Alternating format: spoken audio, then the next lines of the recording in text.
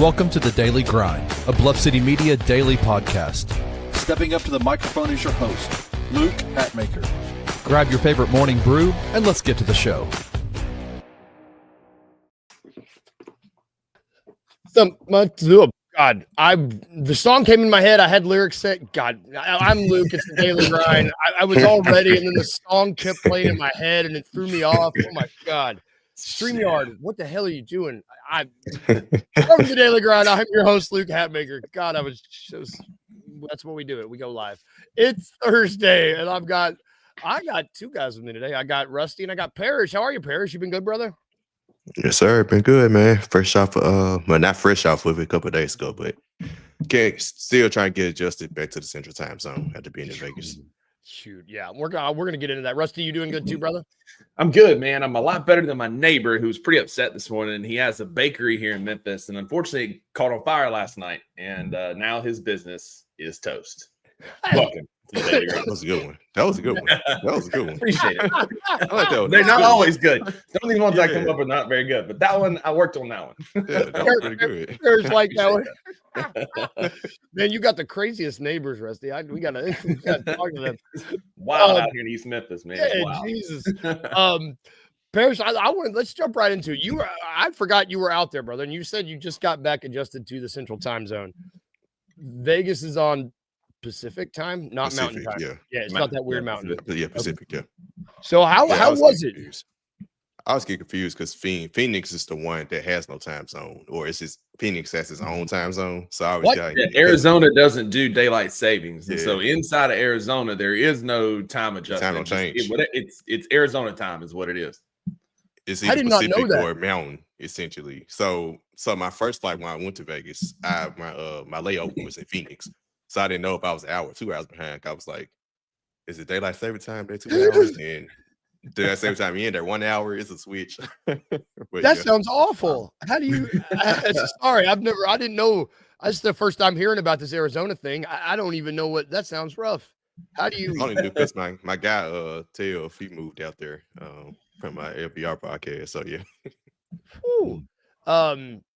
God, now just thinking about time travel. So then you get there and it was hot as hell, right? I mean, it's Man, always so I get back and thought, well, Memphis, the heat's different, right? But it's hot regardless. But I get out there, man, it's like, it's 100 degrees at midnight type of stuff. Like when you wake up in the morning, it's 95. I'm like, dang, even here it's like 80 when we wake up, 70 when we wake up, 75.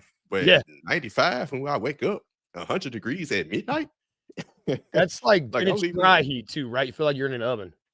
Yes, it's stupid hot. But then I get back here thinking like, okay, I'm used to the humidity. Yeah. Heat index 109. Like, yeah. It's wild how you spend a couple days outside of Memphis and you come back and it's like your first day ever here. Like that humidity hits so different, man. So different. Yeah. So either way, both are hot. Both of them. Different type of heat. What did you do? I mean, we'll talk about basketball. Did you do anything else while you were out there? I ain't gonna lie, I chilled this trip. This time. This is a quick in and out. I ain't gonna say straight business trip, but more so I treated it like a business trip. I came in, went to the game, did a couple things, ate. It was just so hot. Yeah. With it being so hot, you didn't want much because a lot of stuff to do in Vegas is outside. Mm-hmm. It's 115 degrees. Why am I going outside? Why? I was there only 2 days. I went there Saturday, came back Monday night. So that's not bad. Well, let's talk about the game really quick. That was Saturday. You got to see the Yang. I almost call him Portland Yang Hansen Yang. You got to see that game. The one that that game didn't end till what, after midnight? Mm-hmm. Y'all time. Well, Central Time, yes. That time it wasn't even, I think it was close to 11. So that game was crazy in the sense like it was supposed to start at 7:30. And then I remember it was 2 games before that, I think Charlotte and Philly. That game ran overtime. And then the Bronny game came on right before it. And that's around the time I got to the arena. And they just milked that game, foul after foul after foul.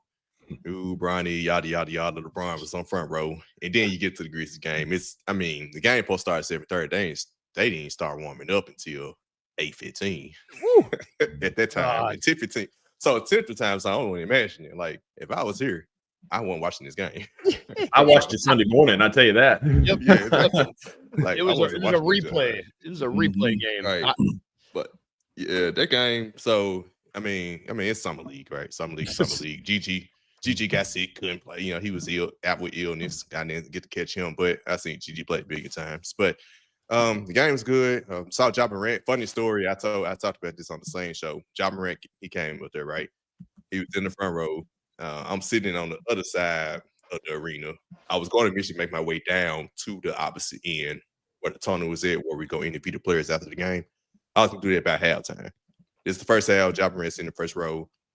You know, we didn't think nothing. Okay, Ja Morant here, cool. Next thing you know, he see him getting up talking to the media. He was like, dang, should I try to make my way across there? You know what? Forget it. Then next thing you know, because that was like national media. So I was like, okay, cool. I'm good. We can just chill. Then next thing you know, I see local media talking to him right after. I was like, God, dog. So I get down the stairs, shoot across around the sideline, baseline all the way over there, catch the last. I may only miss one question. So yeah, that was pretty funny. Just kind of like, dang, man. Like next time I just need to go ahead and stay over there just in case. Just beeline toward him. Yeah. Did he seem? I mean, I from what I saw interviews with him there, he seemed. It's cool to see him there. I mean, he's on his way to China, right? Cool. He's about to do the Nike tour over there. If he should already be there. But yeah, it was pretty cool. He stopped in for one day. Not only he was there, Ty Jerome wasn't officially signed yet, but he was there. Zach Edey and Scott Pippen Jr. They all were sitting on the same side. So yeah, it was pretty cool. Just you know, see your current teammate show up, specifically Ja Morant was going to show up. That was the game that KCP was at too, right? Him and his son. Was he at that game? He was there the Friday. He was there the Friday night before Boston win. Yep. Boston win. Man, so the game itself was that Gigi didn't play, Jalen played, right? Or did he? Yeah, Jalen. He had a great fourth quarter. Him, the Phalanges Fleming guy. The fourth quarter, they just locked City. They just forced turnover. They love that Oklahoma City in the fourth quarter. It was just turnover after turnover. Yeah. Transition basket. Jaden Wells had like 7 points going to the fourth quarter and ended with 22. Jemai Meshack, you know, he wreaking havoc. Got to talk to him and Cam Spencer after the game. So yeah, that was actually pretty fun. The fourth quarter specifically, especially for a late night game like that. That was Armando Bacot's only good game. He had the double-double. He had like double-double, 14 and 10 or 12 or something. 10, it was just it was just like his only good game, his only showing, and a guy that had an opportunity to steal a roster spot has not done that. Speaking of that, go ahead. I would say going back to the game, it felt like the first 3 quarters they were scared to kind of attack Hansen, like he was a rim protector. Then the fourth quarter, they'd like forget it, especially Jaden Wells. Hansen has been a bit more impressive than I thought he was going to be. Like, you know, we took advantage of the fourth quarter for sure, but he's like that Hansen kid is athletic. He's clearly got a high IQ. Like there's some upside to him that I think Portland fans should be excited about. I was talking with my buddy Drew Simler about it on Twitter, and he calls him the Great Walton, which is a 10 out of 10 nickname. But he said that, like, that's a cold nickname. But he said there's some potential there, and he's right. I mean, that guy's super athletic, and the touch is there. He's just got to figure it out a little bit more, much like Zach Edey. Yeah, we've been talking all week, Parrish, about like the end of last week too. Which of these guys? I mean, because you started by saying we've been starting by saying it's summer league. Which of these dudes? Yeah, it is. It's tough to watch. Yeah, man. I ain't gonna sit here like I was watching, like I was at the game. I ain't gonna sit there like I was locked in watching. Locked in. You mentioned Fleming earlier. Was there which one of these dudes who a lot of us have seen for the first time, are seeing for the first time? Any of those guys jump out to you? Like, not really. Now you talking about like jump out, isn't like they could potentially get a 2-way or get something? That last, because we've been trying to figure out who's other than Jemai Meshack. It's Jemai Meshack. Well, I guess you have to. One of the Grizzlies brought the likelihood we all thinking they gonna want to get like some type of big. Yeah, and Zion Pulling is gonna get his pull for Meshack. That's the probably likely scenario. It might not happen right away. I figure they might just go ahead and sign Jemai Meshack to the last one, and then kind of scour the market after that. To see about a big man, which that's a good point. Like that, they don't have to.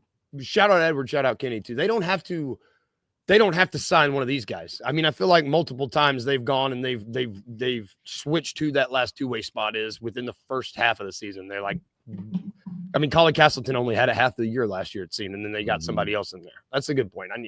It probably is not going to be one of these guys that ends up getting that last, other than down the road, I should say. But like last year they pulled Trey Jemison and signed J. Huff. That's right. That's right. Remember, so they've done this before. Yeah, it would not be unprecedented for somebody to play their way out of a two-way, and that's what Zion's done this summer. And especially with the help that we need in the post, I wouldn't be surprised if we pulled that looking for one other big able body for sure. Yep. I mean, it's summer league.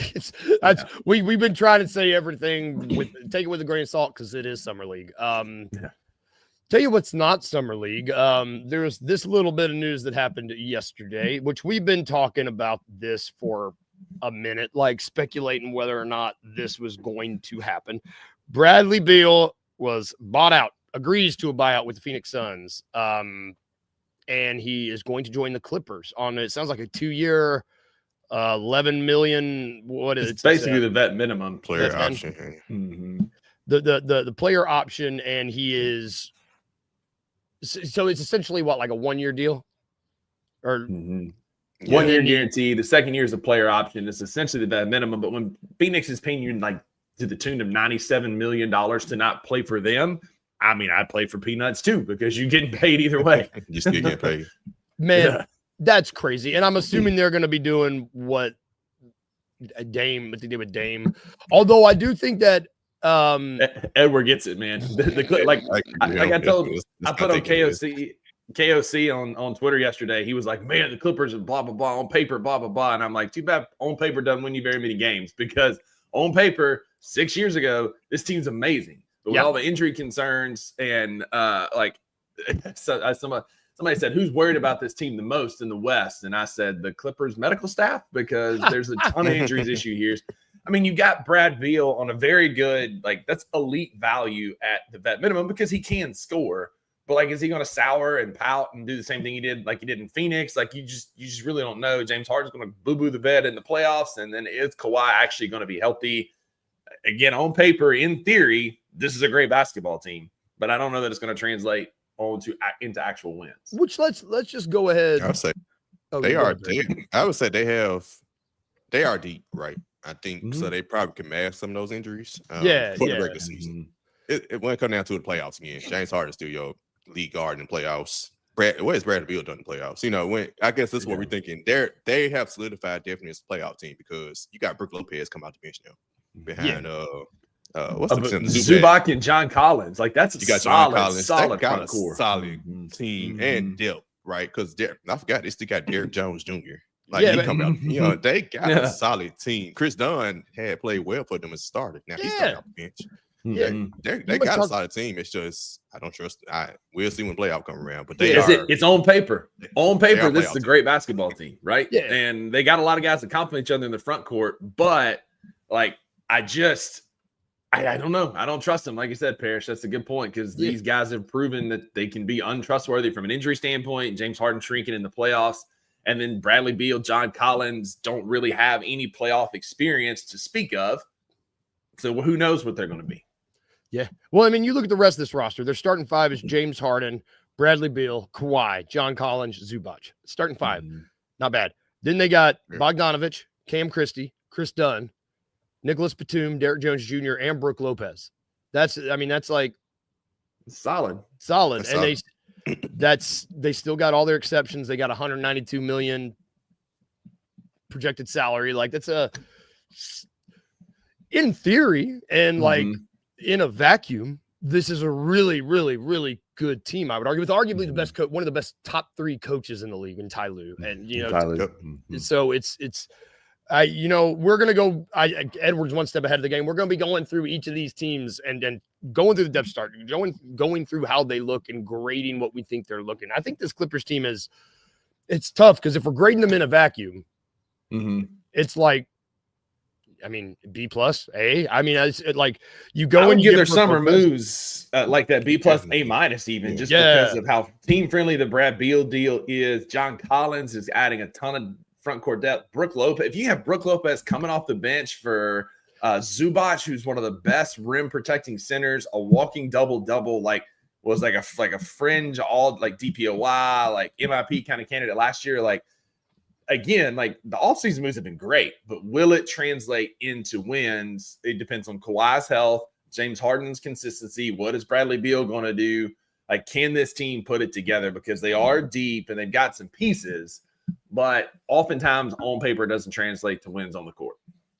I should have done this before we hopped on here. I was going to try to figure out what the average age of this team is because, you know, you can talk about the vettiest team, like Brook Lopez is up there. Nicholas Batum's up there. According to ChatGPT is like the greatest thing because you can ask it basically anything and it'll spit you out an answer and it's thinking about it right now. So hold tight. Yeah, old as hell. That's the average age. Old as 28 average is 28 years old. Brook Lopez 37, Kawhi Leonard 34, Batum 36, Amir Coffey 27. So they're just over 28 years old. I like Amir Coffey. Amir Coffey's a free agent. I'm sorry. We talked about Amir Coffey. Amir Coffey. I was wondering if they're like true real time with Bradley Beal and John. Yeah, maybe Collins. not. It doesn't give me John a date. Collins So. should be a fit, so it might not have. But Bradley Beal just happened, so that might not. This is on 2K. Edward's right on 2K. This is an A-, but in reality, you get this team in a 7-game series. I think C+ is probably more accurate to where we're sitting. The other team on the end of this trade, the Phoenix Suns. LOL. Yeah, they are. Here's their got a backcourt. They still got a backcourt. Jaden Green and Devin Booker. I just don't. Here's their starting five. Colin Gillespie, I guess, is going to be their starting point guard. Jalen Green, Devin Booker, Dylan Brooks, and Mark Williams. And then they got Grayson Allen, Ryan Dunn, Royce O'Neal, Nick Richards, Malawak, and then some other guys that I'm not really familiar with. And Mark Williams from Charlotte, right? Yeah, he's starting. He's their starting. Yeah. Starting. They got the Charlotte Bigs, 187 million projected salary. No first round picks. Like I tell you, who wins the Phoenix Suns off season is the Memphis Grizzlies because we have their first round pick next year. That is liable to be a top 5 pick. Cam Booker, you are a Grizzly. But I mean, like this is the wildest. Say again. I would say, and the Washington Wizards. I believe we get Washington gets the first swap or something like that. We get the worst of the two. Like if Washington gets but both of them are going to be terrible. So if Washington's the first overall pick and the Suns are the third, we get the third pick. But like, I mean, either way, we stay winning. Man, with this Phoenix team, you know what's wild to me? It was so. How long ago was it when Matt Ishbia said 29 other teams in the league would trade to be in the position that they're in? Like, woo! I don't know if that's the case anymore because his ounce of hope is a lot stronger than my ounce of hope is all I got to say, because you look at the books. I mean, you're paying Brad Beal $97 million to not play for your team. You sent out picks after picks after picks for Bradley Beal, for Kevin Durant, and didn't really get any back. Like, this team is bad. They're going to be bad for a long time, and I don't see a government bailout coming to save them. I think that this is going to be terrible. Yeah, and Devin Booker is a great talking point because he signed up for this. Now they offered him $71 million to sign up for this. I'm about to lose too. 100%. Hey, God, yeah. 2.5. Sam, what you need? Yeah, I gotta win. That's it, man. $71 million. I can put up with a lot for $71 million. Oh, that's so good. Man, it's funny though. I mean, we got to give. Well, I guess, do we have to give them credit for getting off of Bradley Beal? I mean, no. Because they're paying him $97 million. They bought him out like $97 million spread across 5 years. No, you don't get any credit for that. It must be nice to be rich, man. For real. I ain't gonna pay the did not play. Shoot, the deal the second deal, the second deal he's signing to play would change my life. Don't even get me started on that 97. Man, what? That $11 million, that team option would change my life forever. God, listen, it's like a 1 year, 5.5. Yeah. It's like I said, I had an interview on Tuesday for a new job. It's like I told them, like, we're all aspiring to be fired college football coaches because, like, Jimbo Fisher's getting paid $95 million to sit at the house. Yeah. Brad Beal's getting paid $97 million by a team he no longer plays for. There's going to be a night where he plays the Phoenix Suns with the Clippers that he's getting paid by both teams. Making $100 million. Making $100 million both teams. You got did Bobby Benito or the guy Bobby Vanilla. Yeah, Bobby Vanilla. Has his contract finally ran out, or is he still No, it runs out. It runs through 2027, I believe. He gets paid like $1.4 million every July 1st until 2027. Yeah. And he hadn't played baseball since like 2003. Like his age is brilliant. He hasn't had to work since 2003, essentially. Like if he I celebrate Bobby Vanilla Day every July 1st because, like, I mean, it's wild. That's the dream right there. Yeah, the dream is to be him, not to be a fired football coach. We're gonna take a really quick break, just a real quick break. When we get back, we're gonna knock out the rest of these teams real quick, like right after this fast break.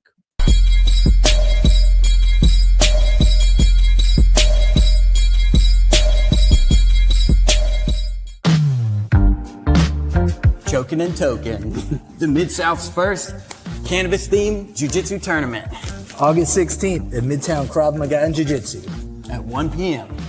21 plus to compete or consume.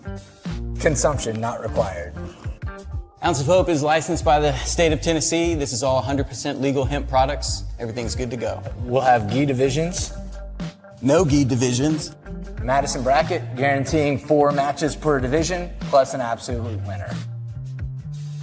Each fighter receives an Ounce of Hope gift bag, and there's prizes for every winner. Check out the link below to sign up.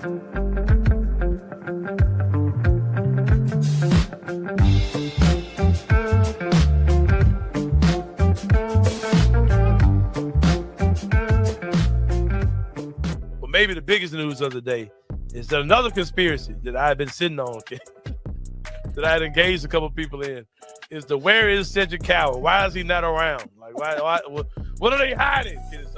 Yeah. Like, if you're in the summer league, if you're out there in Vegas, the amenities that are available to you aren't available like they would be if you stayed your ass at home. But Anthony, he's hurt, man. Like, breaking news, he's hurt. Yes, Wait, he is. Anthony, he's Zach Kleiman once again. He got fooled, Anthony.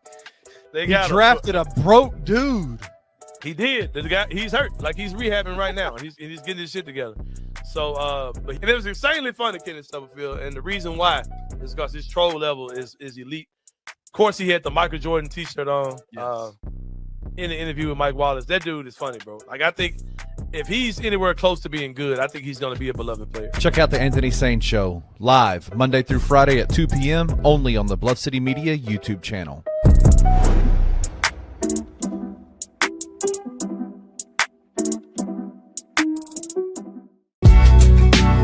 In the heart of the Highland Strip for 27 years, Trilogy Tattoo has helped tell stories for Memphians for generations. Located at 530 South Highland, Richie and his team are waiting to help you tell yours. From tattoos to piercings, your body art should be as unique as you are. Voted a Memphis Flyer top 3 tattoo shop in the city of Memphis since day one. Your story will be safe here at Trilogy Tattoo. Open 7 days a week, Monday through Saturday, 11 to 11, and 3 to 11 on Sundays. They have convenient times waiting on you. Let Trilogy Tattoo help you tell your story.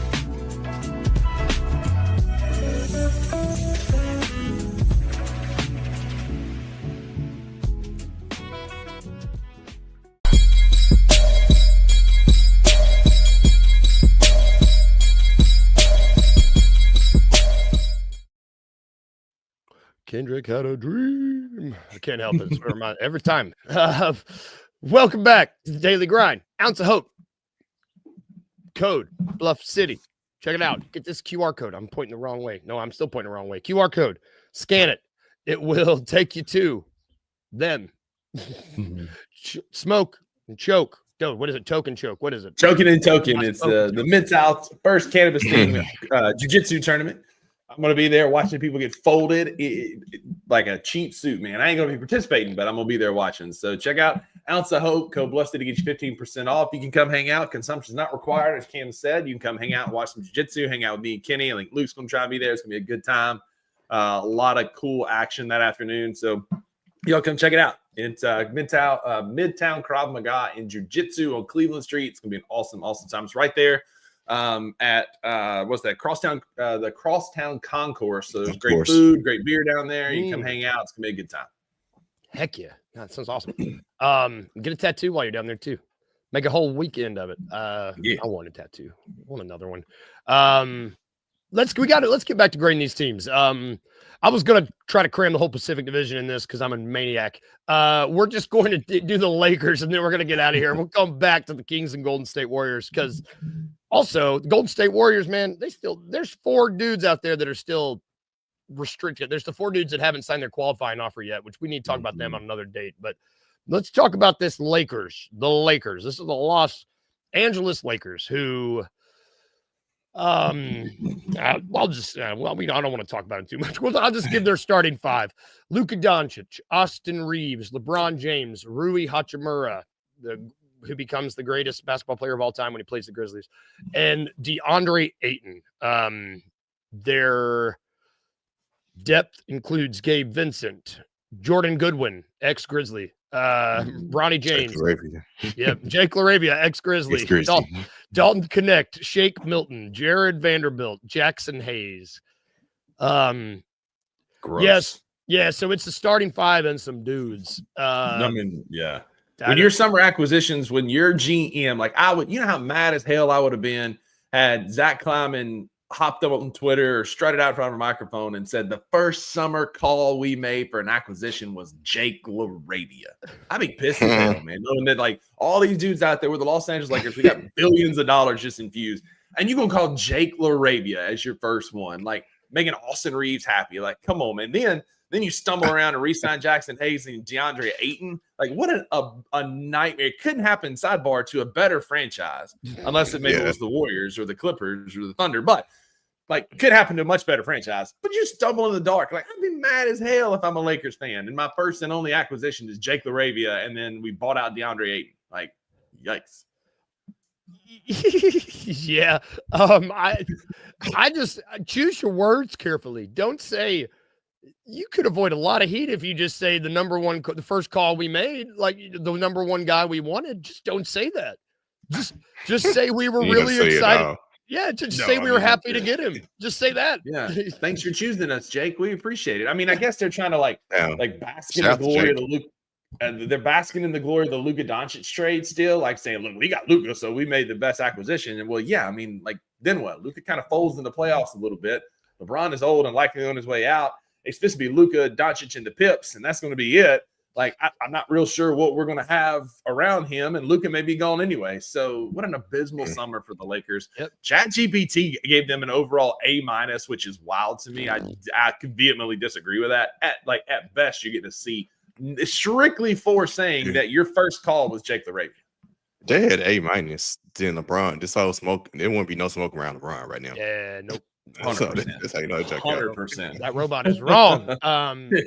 That's a good point, Parrish. Because I mean, like, give this offseason a D because you've got the smoke around D LeBron. D for DeAndre. D for DeAndre. Exactly right. That's exactly the grade he is. Because D for DeAndre. They tried to hype it up again. God. I mean, there was a faction of our fan base that wanted him, and a guy whose controller will die like mid game, like effort. Following or not muting on Twitter. Not anymore. Well, I'll be on Twitter as well, so maybe I just miss it. The mute button has been great because I've lost all the people who hate on Jaren, who hate on Jalen, who said we need DeAndre Ayton, who said we need Jordan Poole. My timeline is a lot friendlier and cleaner now, so shout out to the mute button.